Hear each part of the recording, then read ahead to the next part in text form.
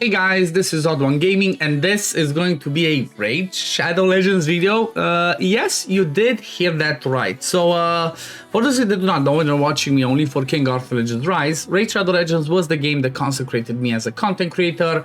It was the game that made me meet my wife, Susie Plays, and also, that made the life what it is right now. I did quit a while back, right in December, but I said, you know what, I'm actually back, and let's discuss a little bit on that, okay? So, pretty much what's happened, and the reason why I quit before, for those who did not watch my video, I quit Raid, goodbye Raid, is Raid got to a point for me that it was kind of like, it is my full-time job, but it was too many hours spent on the game. I was not enjoying it as much, I was not having as much fun anymore, and also the views were not the best, right? So because it is my full-time job, sometimes I have to take financial decisions in that direction, right? So that was kind of the reason why I quit. I started, I was already covering King Arthur, I was enjoying that, and I kind of went with that. And the reality is, King Arthur is a little bit in a maintenance mode for me. I'm still playing it, I'm still gonna have some videos here and there, but I'm not gonna be doing that many more videos like every single day unless there's something that happens again, because the views have gone a little bit down, unfortunately, for that as well. So I said, because of that, and also because of the fact that, well, I'm waiting for Godforge. That was my main thing. I was waiting for Godforge to come out, and it was normally, the initial plan was for Godforge beta or alpha, whatever, however they decide to call it. It was supposed to be launched in May, right? Now, we're already, getting towards the end of May, and we know that the Godforge, at least the alpha stages, are not going to start up until July. And again, I'm kind of in a little bit of a mad phase. I'm covering Watch of Realms on my other channel. I'm really loving it. I'm having a ton of fun. That's like Watch of the Realms is one of the best games that kind of like stuck up there with Raid, and I'm playing it. I'm enjoying it. Also, I want to mention, when you're watching this, by this time, by the time you're watching this, I might already be live. So half an hour from me recording, which is 6 p.m. my time, which is GMT plus 2 or UTC plus 2, at 6:30 I will be live. So I'm gonna be having my day one grind of Raid. Now, what's happening? Just to be, again, I always like to be completely transparent and honest. I did the same in my previous videos, and I'm gonna say it as well here. So honestly, I was trying to see, because again, King Arthur was becoming a little bit of a more chill game, not as much to do and whatnot. I was becoming bored, right? There was not much that I was doing, so I was trying to look in the background, trying to discuss to see if I can get some, sponsor deals, pretty much to get the reason to just play Raid again a little bit. But nothing went through. Unfortunately, I kind of get it, right? I was an official content creator for Raid Shadow Legends, and it's only been 6 months since I quit officially, but it's they could not offer a deal because of that reason. And I was trying also with Game Leap to do that.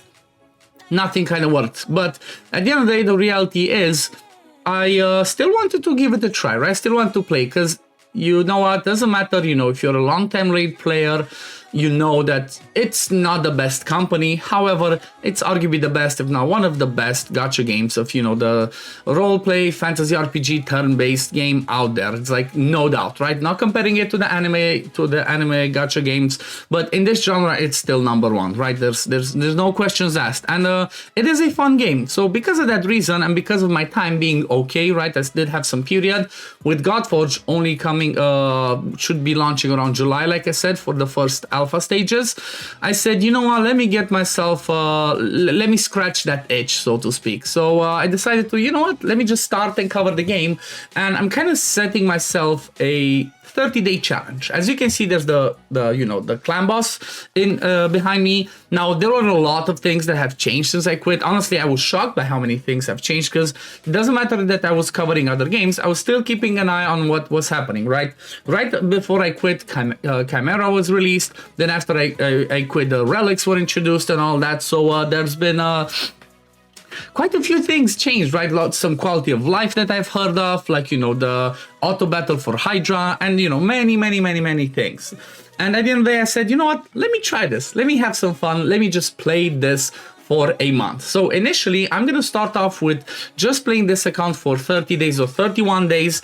And my goal is day 30 or day 31, like, I'm not sure exactly how, like when I get High Cartoon or the day after, because I might need it for my challenge, right? Let's say day 31, right? So after I collect Haikatun, the next day, which is the random reward, that's gonna be the last day that I can post a video and try and attempt my challenge. And my challenge is to try and see if I can get to Ultra Nightmare in 31 days. Right? The goal is Ultra Nightmare in 31 days.